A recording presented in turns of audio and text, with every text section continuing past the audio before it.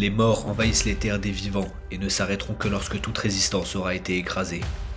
D'innombrables rangs de lanciers squelettiques et de champions des tombes avancent sous le regard maléfique de leur roi revenant. Chacun de ces guerriers de la non-vie est poussé par le besoin irrépressible de conquérir et de tuer.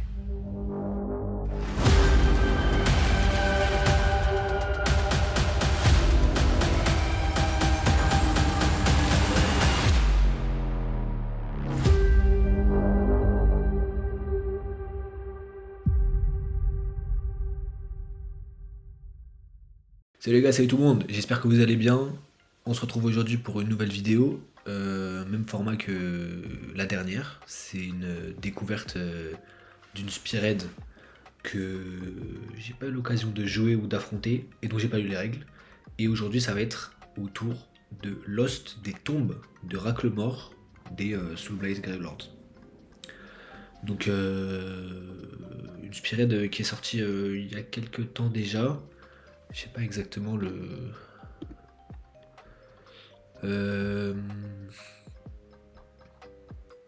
Oui, elle est sortie il y a plus d'un an, je crois. Ou moins d'un an. Bon, quelque chose comme ça en tout cas. Ouais, quelque chose comme ça. Et aujourd'hui, on va s'analyser ça. Et on commence par la compo. C'est parti. Alors, bon.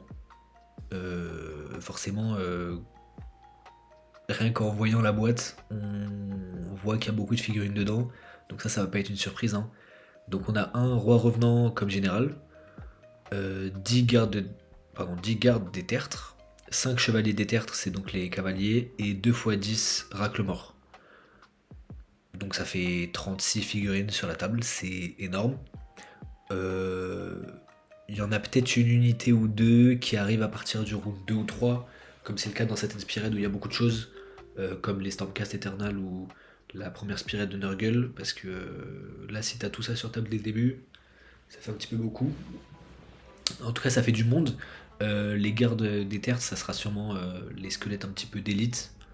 Et les Racklemore, ça sera votre masse que vous allez sacrifier. Et les cavaliers, les chevaliers pardon, ça sera votre unité qui va aller vite, qui va prendre les flancs très bien, sûrement, et peut-être qu'il y aura du renfort, peut-être, à voir, mais ça serait peut-être un petit peu fort. Donc en tout cas, beaucoup de monde sur table. On a une unité de cavalier donc qui va aller assez vite, donc je pense qu'il y a pas mal de trucs à faire. Et on va enchaîner tout de suite avec les aptitudes, non avec les comment ça s'appelle, avec les traits de bataille, voilà. Et traits de bataille, il y en a deux. Donc le premier, les morts se lèvent. Une fois par bataille. Ah non oui pardon, une de vos unités de squelette Racklemore n'est pas placée pendant la phase de déploiement, voilà c'est ça. À la place, à partir du troisième round de bataille, elle peut utiliser l'aptitude suivante. Donc à partir du troisième round, vous allez pouvoir faire entrer une unité de Racklemore, donc de 10 squelettes, entièrement à 3 pouces d'un bord et à plus de 6 pouces des unités ennemies. C'est pas mal parce que c'est pas forcément dans son camp, c'est pas dans son territoire. Donc on peut placer cette unité dans le territoire adverse pour reprendre un objet, pour faire une petite charge embêtante pour lui, donc c'est pas mal. Mais même si on en a 10 de côté, des Racklemore en début de partie, on a toujours 26 squelettes sur table au déploiement, ce qui est quand même beaucoup. On a un pack de Racklemore, un pack de gardes du tertre qui vont donc être sûrement un petit peu plus élites, les cavaliers, donc ça fait pas mal de monde sur la table. Ça c'est le genre de spearhead qui va jouer les objectifs, hein, qui va se poser dessus et qui aura peut-être de la récursion, on verra après, mais il y a moyen qu'il y en ait. Donc ça c'est pour le premier trait de bataille. Le deuxième c'est l'aura antique. Une fois par tour, à n'importe quelle phase de mêlée, choisissez comme cible une unité ennemie en mêlée avec une unité ennemie, jetez un dé sur 3+, ce serait 1 la caractéristique de perforation des armes de mêlée de la cible jusqu'au début du prochain tour. C'est hyper fort. C'est très très fort. C'est très très fort. À voir les saves que cette Spearhead a. S'il commence à y avoir des bonnes saves à 4, je pense pas qu'il y aura des saves à 3, mais peut-être sur les gardes pardon, des tertres, il y aura peut-être des saves à 4. Ils ont -1 pour se faire perforer, en plus ils vont avoir une ward à 6 puisque c'est des squelettes. Ça peut commencer à tanker sérieusement. L'effet dure jusqu'au début de votre prochain tour. Donc imaginons que vous chargez, euh, vous arrivez à mettre ce malus quelque part. L'unité adverse que vous avez chargée, elle a -1 en perf pendant ce tour-là, son tour, puis après c'est le début de votre tour, donc l'effet se termine, donc ça lui fait l'effet dure longtemps quand même. Et en plus de ça, si à chaque tour vous arrivez à mettre l'effet, ça fait que pendant toute la partie, 2 unités adverses vont avoir le -1 en perf. Une qui va le prendre. Ah non, pardon, parce que quand vous allez le faire autour de l'adversaire, après ça sera à vous de jouer et l'effet se terminera. Mais ça veut dire que vous pouvez avoir jusqu'à 2 unités adverses qui sont sous -1 perf. Et ça se stack aussi sûrement. Donc s'il y a une unité en face qui a une grosse perf, à votre tour vous lui mettez le -1 perf. Donc imaginons qu'il a 2 de perf, il passe à 1. Au tour d'après, quand c'est à l'adversaire de jeu, vous lui remettez ça. Et ben il a -2 en perf. Du coup il a plus de perf. Donc potentiellement très très fort. Enfin même pas potentiellement en fait, c'est juste un très bon effet. En plus il n'y a pas de restriction.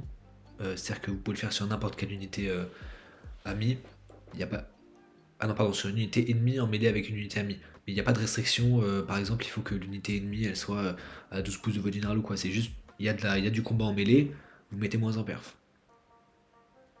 Bon bah ça c'est très très fort. Pas grand chose de plus à dire en vrai. C'est juste un très bon effet qui retire de la perf à votre adversaire et qui va vous faire tanker mieux. Donc ça c'est très fort. Bah, en fait notamment dans l'optique où c'est une Spearhead qui joue les objectifs, round 1 vous vous posez au centre, potentiellement votre adversaire il va essayer de venir vous chercher, tous les tours vous lui mettez -1 à la perf sur son unité qui viendra essayer de vous prendre le milieu. Ça peut faire des squelettes qui tankent vraiment bien. Donc ouais, c'est fort, c'est très fort. Surtout qu'on a beaucoup de monde sur table, donc si on commence à pas pouvoir les sortir parce que on nous dégrade notre perf, ça peut être assez fort. On passe ensuite aux aptitudes de régiment. Alors la première, les hordes irrépressibles. Ajoutez 1 au jet de blessure pour les attaques de mêlée des unités amies n'étant pas des héros et qui ciblent l'unité ayant moins de figurines que l'unité attaquante. Alors j'ai rien compris. Ajoutez 1 au jet de blessure pour les attaques de mêlée des... Ok, donc...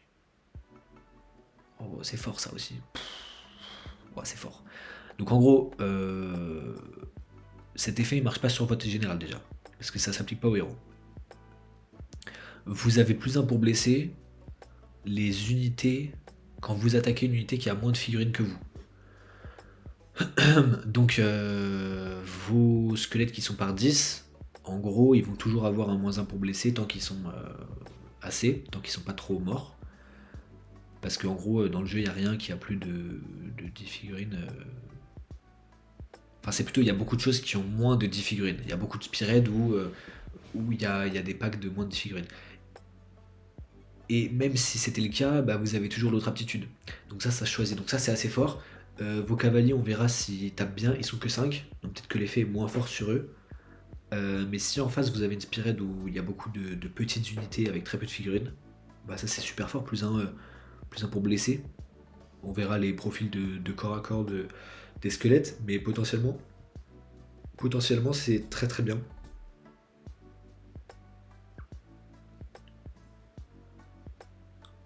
Ouais, voilà, c'est ça. Non, franchement, c'est un très bon effet. Il n'y a pas encore une fois, pas de restriction. Donc c'est juste automatique. Vous tapez une unité qui a moins de figurines, +1 pour blesser. Et ça s'applique sur toute votre armée, sauf votre général. C'est un petit peu bizarre de ne pas le mettre sur le général, parce qu'à la limite, j'ai envie de dire que. Ah bah oui, c'est normal, puisqu'il est tout seul. Donc de toute façon, ça aurait pas marché. Puisqu'il peut pas taper une unité qui a moins de figurines que lui. Ça paraît pas mal. C'est un bon effet offensif, à voir si la Spired tape bien, mais ça peut booster très fort. Ensuite, on a la marche de la mort, une fois par tour à votre phase des héros. Choisissez comme cible une unité amie n'étant pas un héros et n'étant pas en mêlée. Pour le restant du tour, ajoutez 1 à la caractéristique de mouvement de la cible et 3 à son score de contrôle. Ça aussi, c'est très bien. Plus un move, plus 3 contrôle. Vous avez des packs de 10 figurines qui vont compter pour 13 avec ça. Donc ça fait des points compliqués à reprendre. En plus, on a vu qu'avant qu'on peut dégrader la perforation des adversaires. Donc ça fait des points qui peuvent être très compliqués à reprendre. En plus, encore une fois, pas de restriction. Il y a pas de. Enfin, la seule restriction, c'est qu'il faut pas être en mêlée. Mais il n'y a pas d'histoire de portée autour de votre héros, par exemple. Donc ça, c'est très fort aussi. Plus un move, c'est toujours bon à prendre. Plus 3 au score de contrôle, c'est toujours bon à prendre. Potentiellement sur les cavaliers qui vont, j'imagine, beaucoup bouger. Plus un pouce, ça peut leur donner encore plus de projection. Plus 3 contrôles, ça peut être très bien sur eux pour reprendre un objectif. Et même sur un pack de squelettes de base, c'est aussi très très bien. Hein. Plus un move, s'il bouge que de 5 par exemple, bah, tout de suite vous leur rajoutez un pouce, il bouge de 6. C'est très fort. Et plus 3 au contrôle, ça sur les gros packs de 10, c'est fort. Les aptitudes de régiment, là, on en a 2 très très fortes, très très bonnes. Je sais pas laquelle est la meilleure, parce que les deux paraissent vraiment bien. Peut-être la première dans la violence pure.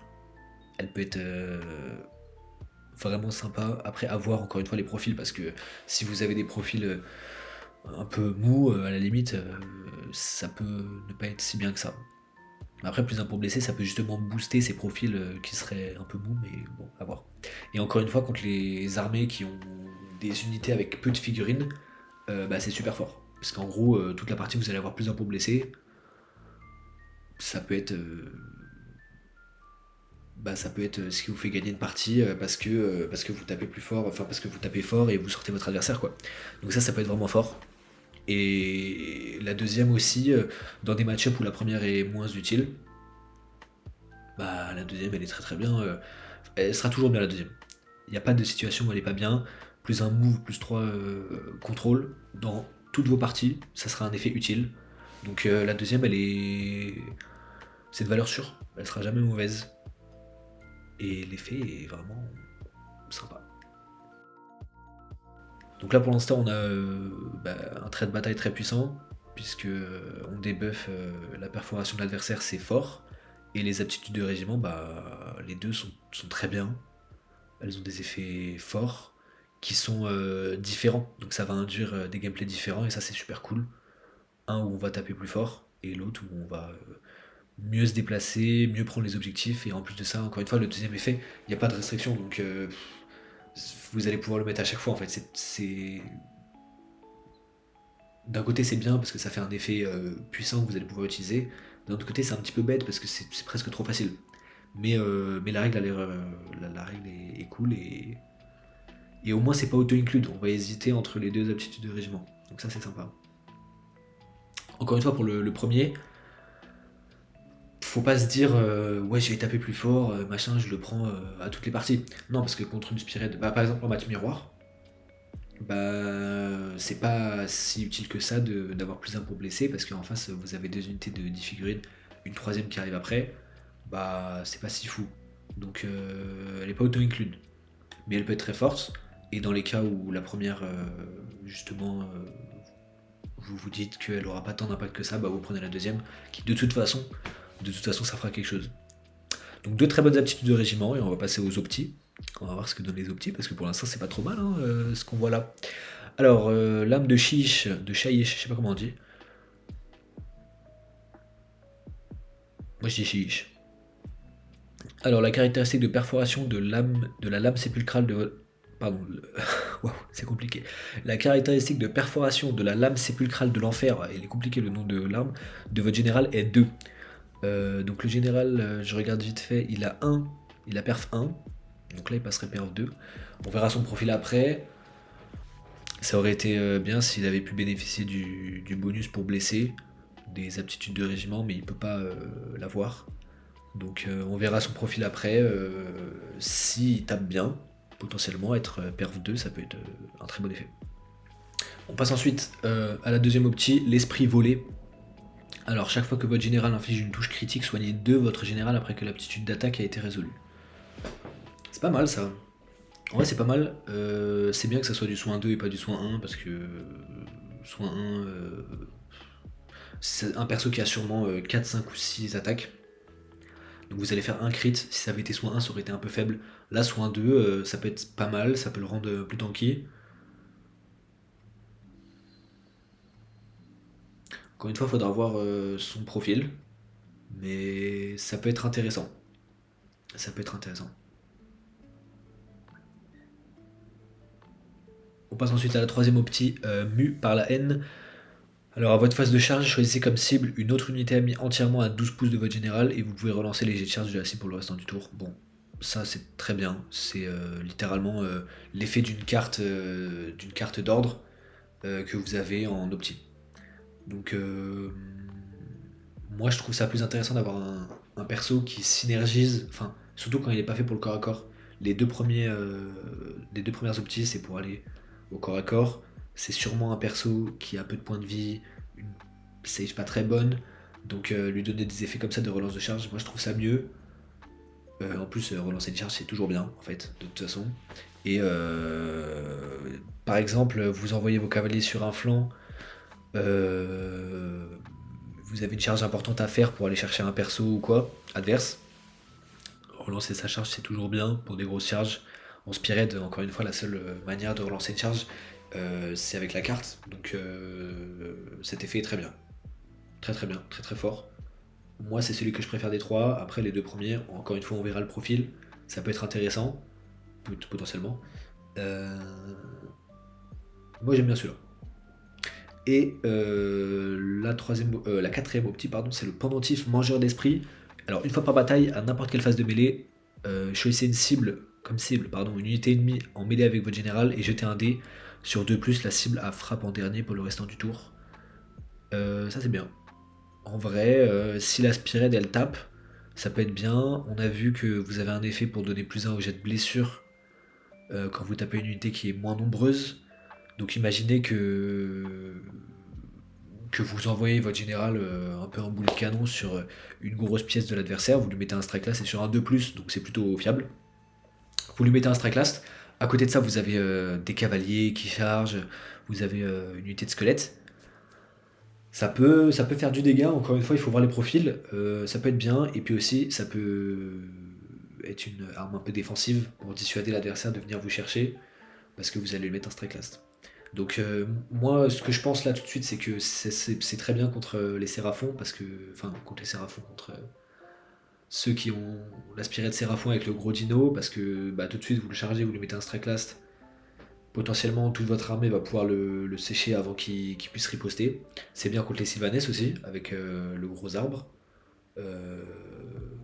qui là hésitera un petit peu avant de charger. Quoi d'autre? En fait, contre toutes les armées qui ont comme ça des pièces uniques, parce que du coup ça combine bien avec les hordes irrépressibles, parce que vous allez pouvoir avoir plus important blessés, ce qui est fort. Toutes les armées comme ça qui ont des grosses pièces uniques, ça va être bien. Ça peut aussi être bien contre les armées qui ont simplement une unité très forte qui tape très bien et que vous avez envie de sécher un petit peu. L'autre Spearhead Soulblight avec les chevaliers de sang, là, les vampires sur chevaux qui tapent hyper fort, là vous lui mettez un strike last, vous avez l'opportunité d'en sortir un ou deux avant qu'il riposte. Contre les Slaves to Darkness, les cavaliers sont très très bons, ils tankent très très bien.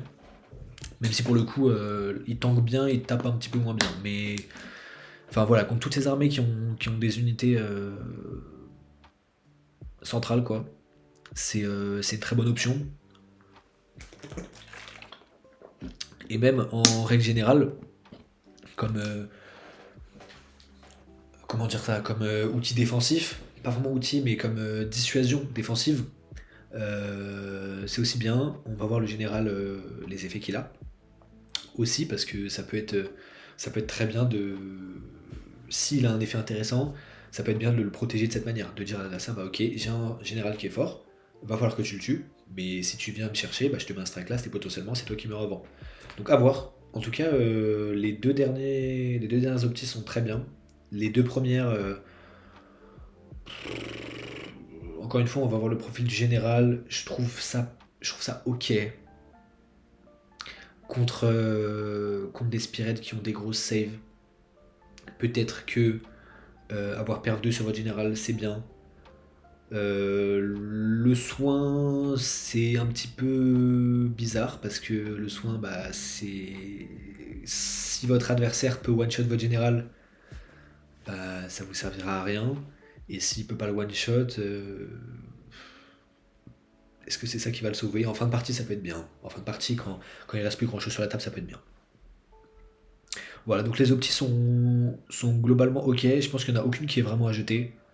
En vrai, elles peuvent toutes se jouer. Les deux dernières sont vraiment très très bien. Pour le coup, elles donnent envie d'être jouées. Et les deux premières à voir. Dépendamment du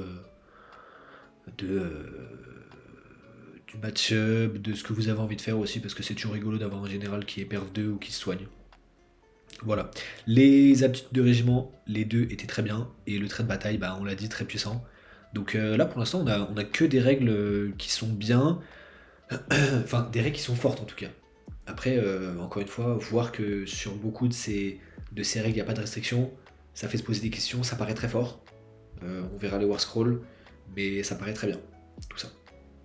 On rentre ensuite dans le dur de la Spearhead et on va s'attaquer au War Scroll. Et on commence avec le roi revenant, votre général, qui a 5 PV, une save à 3, ok, une save à 3, donc c'est vraiment une bonne save, une ward à 6.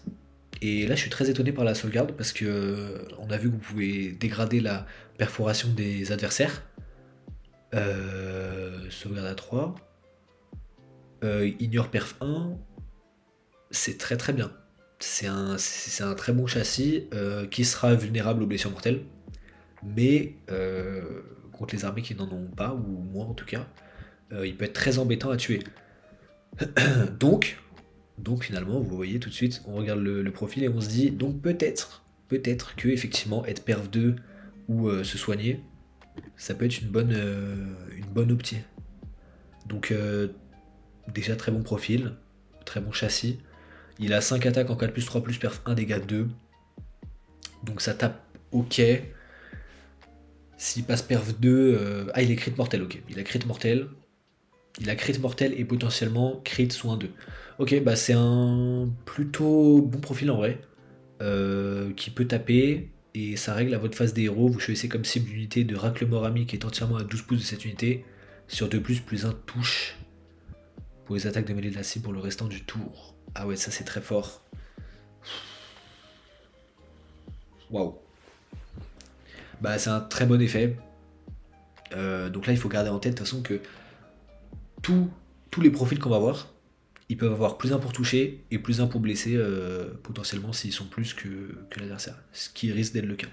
Donc déjà lui, s'il se met son effet sur lui-même, il touche à 3, il blesse à 3, il est perf 1 dégâts 2. Le profil est pas dégueu. Le profil est pas dégueu du tout. Honnêtement, la perf 2 peut se justifier carrément parce que il tank bien, il tape bien.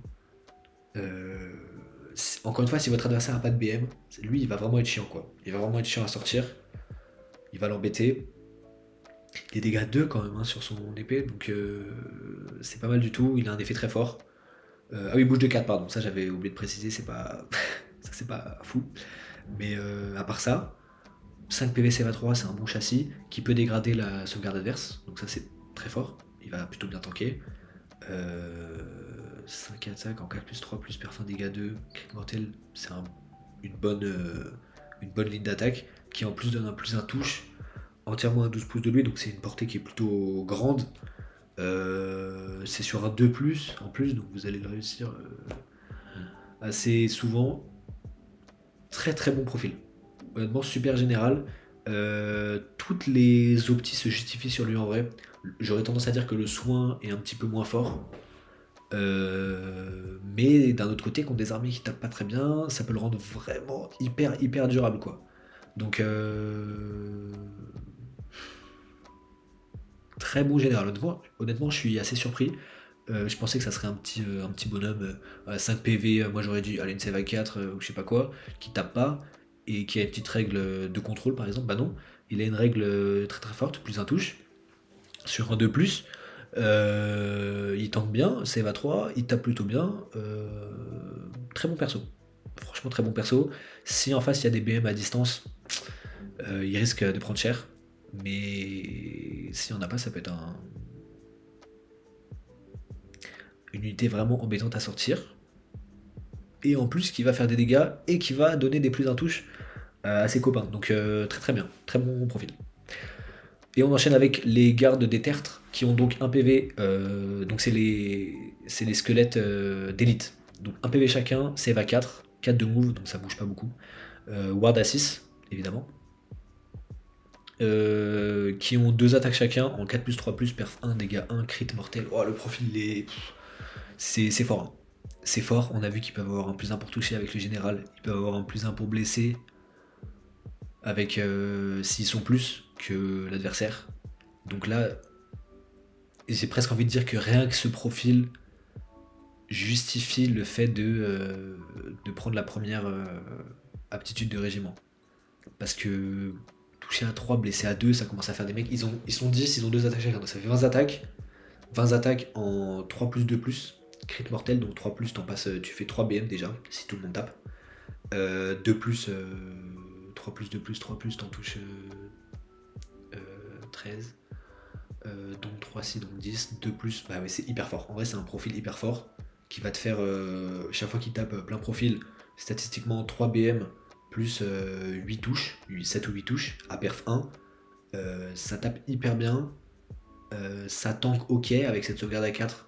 On se rappelle qu'ils peuvent déprécier la perforation adverse, donc très très fort en vrai.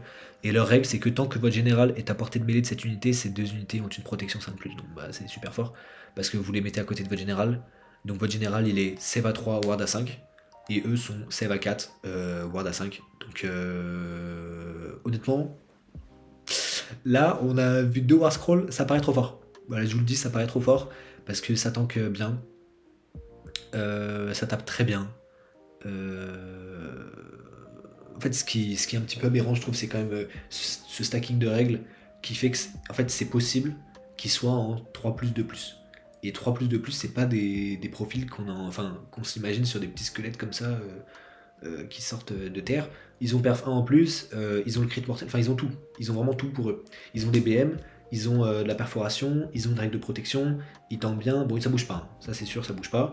Mais à part ça, le profil est hyper intéressant, ça tape, ça tank, ça protège, ça coordonne, puisqu'ils sont 10, ça prend les objets, puisqu'on se rappelle qu'il y a aussi l'autre aptitude de régiment, si vous prenez pas celle du plus 1 pour blesser, dans certains match-up, qui vous fait plus 1 move et plus 3 contrôle. Donc eux, bah, tu les fous sur un point, ils comptent pour 13. Qu'est-ce que tu veux faire contre ça, quoi. Donc très très bonne unité, que tu peux mettre en cordon, mais en même temps, tu as envie qu'ils tapent. Donc c'est pas eux que tu vas mettre en cordon. De toute façon, on verra après qu'on a 2 packs de 10 racles morts. Ça sera eux tes cordons, je pense. Et eux, bah, ça tape très bien. Ça tank bien. Franchement, là, on a 2 War Scroll Masterclass. Les 2 War Scrolls sont forts. Ils ont leur rôle. C'est peut-être un petit peu le problème d'ailleurs. Peut-être que ça induit pas des gameplays de fou. Parce que eux, bah, ils vont être toute la partie à côté du général pour profiter de cette Ward à 5 et la donner au général. Et à côté de ça, on se souvient que notre général, il a un objet pour mettre une fois par bataille un strike last sur une unité en mêlée avec lui. Vu que eux seront tout le temps à côté, bah, si vous prenez cet objet, en gros, votre général et eux, ils vont pas se faire charger. Parce que s'ils se font charger, vous mettez le strike last. Et autant vous dire que il y a beaucoup de trucs dans le jeu. S'ils se prennent les attaques des gardes des tertres, plus de votre général, ils vont tirer la gueule, quoi. Donc c'est très fort. Honnêtement, c'est très fort. Ça marche bien avec les 2 aptitudes de régiment. Ça marche bien avec les optis aussi. Relancer une charge, bah, c'est toujours bien sur eux. Même si vous avez envie de les garder à côté de votre général. Donc d'un côté, peut-être que vous voulez pas les faire charger. Mais avec le strike là, ça marche bien. Vu qu'ils protègent votre général, ça fait que ça rend encore plus justifiable le fait de prendre une des deux premières optis, parce que votre général il va tanker beaucoup mieux, donc s'il se soigne, c'est toujours des PV. En fait, c'est tous les PV qui va se soigner, ça sera des PV save à 3, ward à 5 à refaire tomber après. Et en plus, avec de la perforation dégradée, puisqu'on se rappelle, cette pirate dégrade la perforation. Donc hyper fort. Pour l'instant, c'est un petit poulet, hein, cette Spearhead, tout est bon, tout donne envie d'être joué. Là, honnêtement, maintenant qu'on voit ça, les optis, elles sont toutes bien. Toutes les optis sont bien, toutes les optis sont justifiables. Perf 2 sur le général, ça en fait un perso qui va commencer à taper fort. Le soin, ça en fait un perso qui va commencer à tanker encore plus. Parce qu'en plus de ça, il est pas déconnant à les faire taper, puisqu'il a sa ward à 5 avec ses potes à côté. Donc là, pour l'instant, c'est un peu une masterclass de règles. J'ai presque envie de dire que ça paraît trop fort. On va voir ce qui suit, hein. Mais c'est très très alléchant, tout ça en tout cas. On passe ensuite au Chevalier des Tertres. Première chose que je remarque, encore une fois, la Spirit je l'ai pas lu, je sais pas si c'est fort, ça paraît très fort pour l'instant. Première chose qu'on voit, 10 de move. Ils ont 10 de move, voilà, donc ils font toute la table. 3 PV chacun, Seva 4, je pensais qu'ils auraient que 2 PV chacun en plus. Seva 4, ils ont une Seva 4. Donc un châssis de fou. 3 PV chacun, Seva 4, ça fait un pack à 15 PV. Seva 4 qui dégrade la perforation de l'adversaire de 1. Qui a une ward assist, pardon. Qui peut... c'est trop fort. Qui peut avoir plus 1 pour toucher, plus 1 pour blesser. Le plus 1 pour toucher est plus simple à mettre en place que le plus 1 pour blesser. Hein, parce que le plus 1 pour blesser, c'est que contre les unités qui sont moins que vous. Or, eux, ils sont que 5. Donc il faut taper des unités qui sont 4, 3, 2 ou 1. Dès que vous allez commencer à en perdre, l'effet il va moins, vous allez moins pouvoir l'utiliser. Donc à voir. Après, il faut retenir qu'ils peuvent avoir un plus 1 pour toucher. De manière plutôt automatique en début de partie en tout cas. Après, quand ils seront à l'autre bout de la table, peut-être qu'il n'y aura pas la portée pour le mettre. Leur ligne d'attaque, alors ils ont... J'en ai le lunette parce que j'ai eu un petit aperçu des aptitudes d'armes. C'est un peu broken. Alors, 2 attaques chacun en 4 plus 3 plus, perf 1, dégâts 1, charge plus 1 dégât, crit mortel. Donc c'est complètement broken en vrai. Ils ont encore les crits mortels. Donc cette Spearhead, elle fait un tas de mortels pour aucune raison. Hein. Ils ont tous crit mortels quoi. Sauf les racles morts qu'on verra après, que là je peux apercevoir en bas. Ils ont tous crit mortels. Donc la Spearhead fait une tonne de BM. Charge plus un dégât, donc eux sont dégâts 2 quand ils chargent, mais c'est n'importe quoi. Donc eux, ils vont te mettre 10 attaques en 3+, si tu les as buffés. On va dire 3+, on va dire qu'ils n'ont pas le bonus de plus 1 pour blesser quand ils attaquent une unité qui est moins nombreuse. Perf 1 dégâts 2 à la charge, avec crit mortel.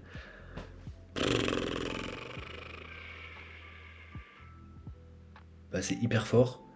Et leur règle en plus que là je viens de zioter de côté, à la fin de n'importe quel tour vous pouvez ramener dans cette unité une figurine tuée. Bah ils avaient pas besoin de ça en vrai, hein.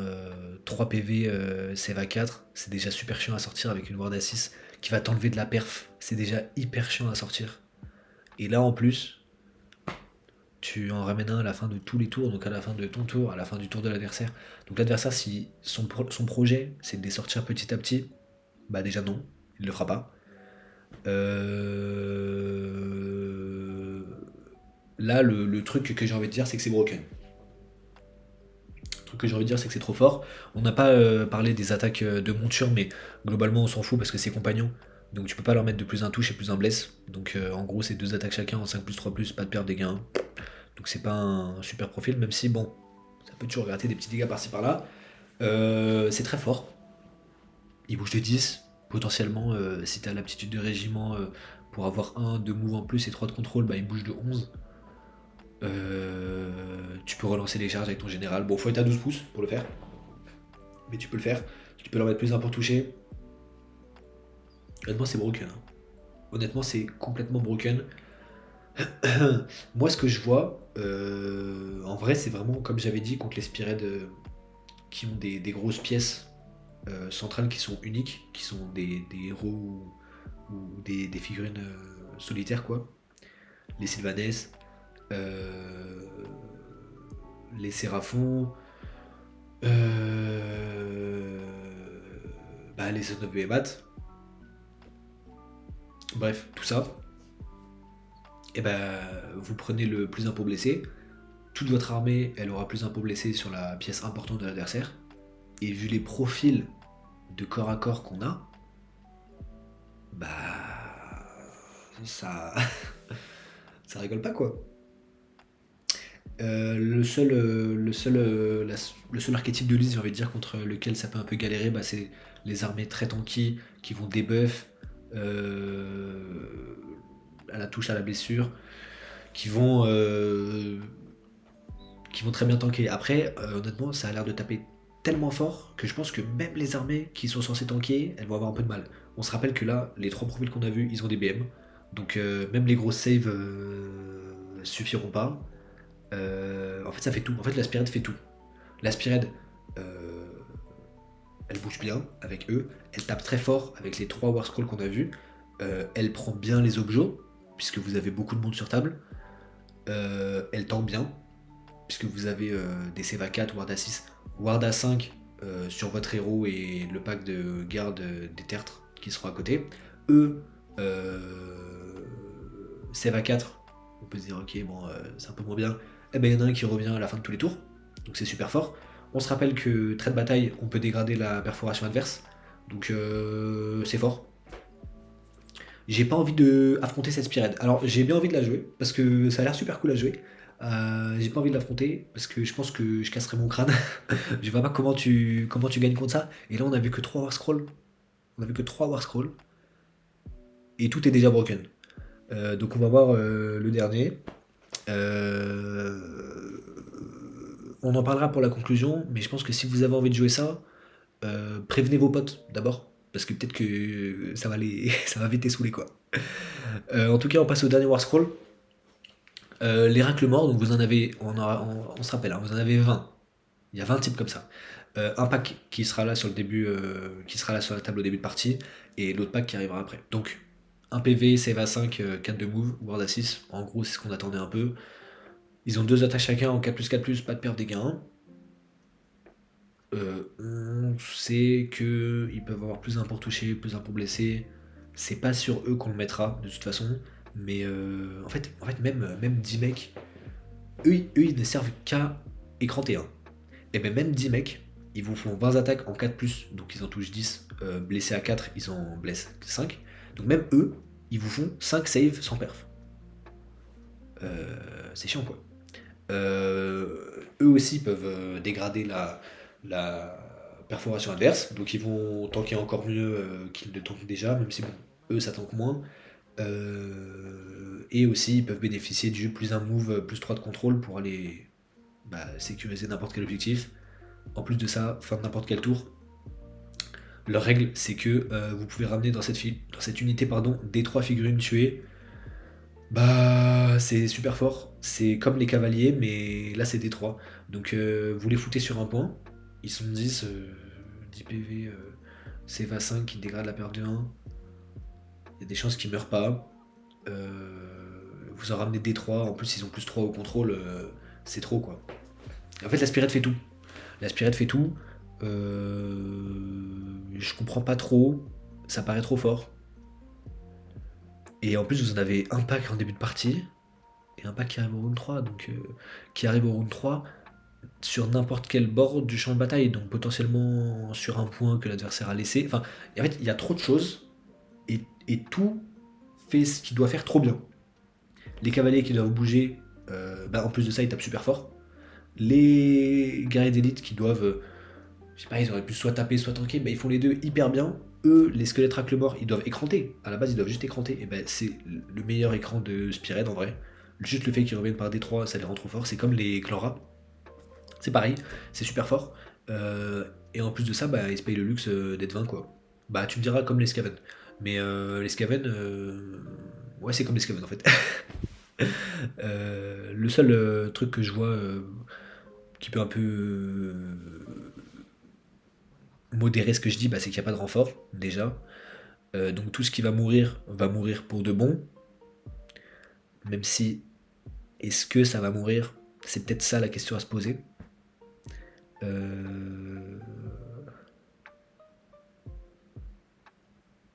Bah, c'est très très puissant. Les 4 War Scrolls sont très forts. Il n'y en a aucun à jeter. Tous sont très bons, tous vont faire leur rôle nickel. Euh, les racles morts pour écranter, super. Les cavaliers pour aller vite et taper, bah ils font ça super bien. Et en plus de ça, ils se payent le luxe de revenir à la fin du tour. Il y en a un qui revient. Les gardes des tertres pour taper et protéger votre général, bah, ils le font hyper bien aussi.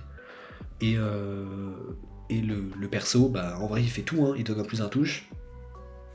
Il tape plutôt bien, il tank bien, et en plus de ça, il a des optis intéressantes. Les 4 sont bien.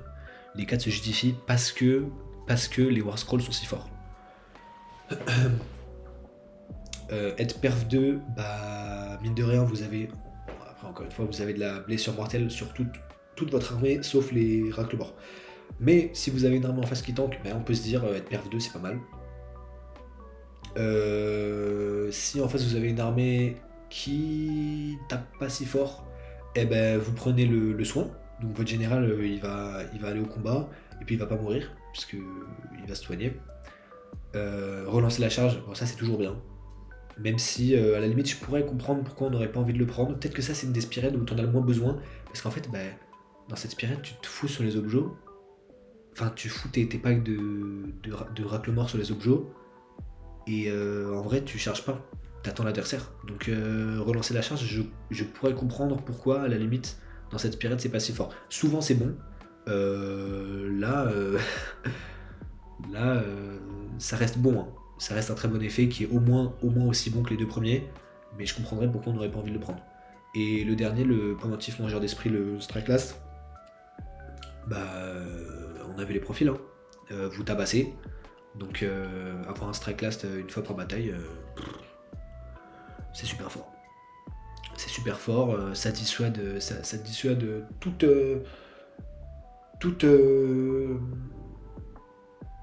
toute unité qui voudrait venir vous chercher votre perso très vite. Encore une fois, à côté, vous aurez les gardes des tertres, qui, on l'a vu, tabassent sa mère. Donc vous avez vos gardes, votre général à côté. L'unité qui se prend le strike last, elle pleure. Et elle meurt. Ça arrive, en plus. Donc voilà. Tout paraît très fort. À la lecture, c'est la meilleure spirit du jeu. Parce que tu fais tout. Et on aurait pu se dire... euh, bah, souvent, les spirits populeuses comme ça, elles n'ont pas des bons War Scrolls. Je pense au Darkos, qui sont beaucoup aussi. Ils ont 5 cavaliers, 2 x 10 bonhommes. Ils sont 26, donc ils sont 10 de moins. Ils sont 10 de moins que eux. Et ils ont des War Scrolls moins bons. Et des règles moins bonnes. Donc c'est un peu bizarre. Après, bon, les Darkos, c'est pas une spirit qui est très forte. Même si elle est très très fun à jouer. Moi, je pense même ma préférée, peut-être que j'ai pu jouer jusqu'à maintenant. Mais eux, ils font tout mieux, quoi. Donc c'est très puissant. Je pense qu'à jouer, c'est un bonheur. En fait, vous donnez ça, on en arrive à la conclusion. Vous donnez ça, vous donnez ça à un débutant, il s'éclate. Voilà, c'est une Spirit pour un débutant qui est génial. Les figurines sont incroyables. En plus, en vrai, on en a pas parlé, mais elles sont magnifiques. Elles sont toutes neuves, sauf peut-être le personnage, le roi revenant. Je sais pas si c'est un nouveau modèle, mais le reste, tout est nouveau. C'est magnifique. Et là, le débutant, vous lui donnez ça, mais il va s'éclater. Il va kiffer sa vie sur Warhammer comme jamais. Donc une super boîte qui est forte. Moi je pense qu'elle est trop forte. Après c'est pas une mauvaise chose hein, d'avoir des boîtes trop fortes. C'est bien pour les nouveaux joueurs.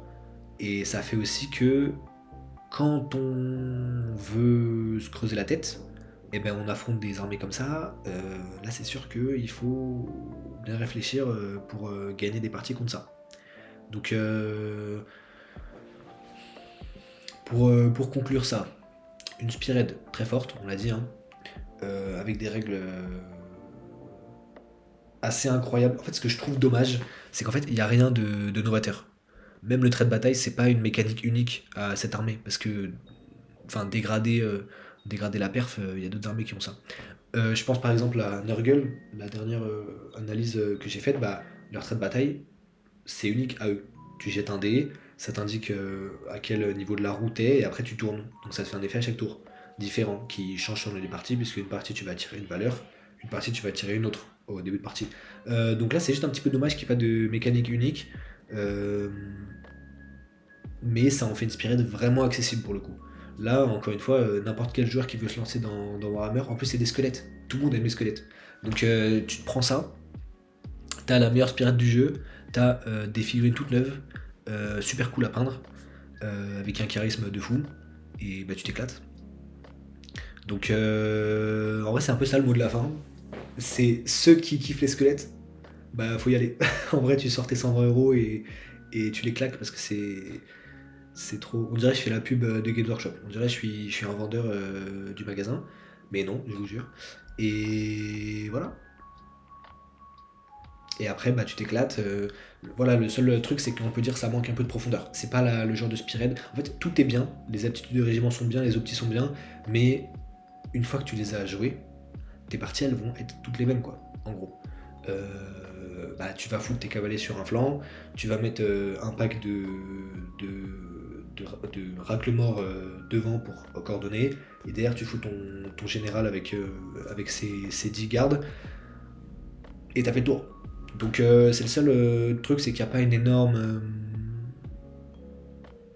pas rejouabilité, mais il n'y a pas une énorme variété dans ce que tu peux faire. Même si, encore une fois, les aptitudes de régiment, les deux sont bien, les deux induisent des gameplays différents. Les optis, les 4 sont bien, les 4 induisent des gameplays différents. Globalement, tu vas jouer de la même manière à chaque fois. Encore une fois, hein, tu vas jamais séparer ton général et ses gardes. Donc ça déjà c'est deux unités que tu auras toujours à côté. Et en fait, quel intérêt tu as à ne pas mettre 10 Racluchen devant Racle-mort, pardon. Racluchen, c'est les Night Hunt. Quel intérêt tu as à ne pas mettre tes 10 Racle-mort devant? Bah, il n'y en a pas, donc tu le feras à chaque fois, et puis tes cavaliers seront sur le côté. Voilà, c'est un peu le seul truc. Mais à part ça, bah, c'est inspiré de. qui est très forte, très attirante par les figurines qui sont très belles. Et en vrai, si vous voulez acheter ça, il n'y a aucune hésitation à avoir. Si vous êtes un peu tenté, en vrai, vous pouvez foncer, les règles sont fortes. En fait, j'allais dire ça pourrait être nerfé, mais je vois sur le site de Warhammer Community que la dernière mise à jour, elle date de avril 25, 2025, donc ça fait 10 mois, donc s'il n'y a pas eu de mise à jour, c'est qu'il n'y en aura peut-être pas. Donc c'est très fort. Une super spirit pour les débutants, moi c'est ça que je retiens, qui va vous faire jouer. Il n'y a pas de règles trop complexes.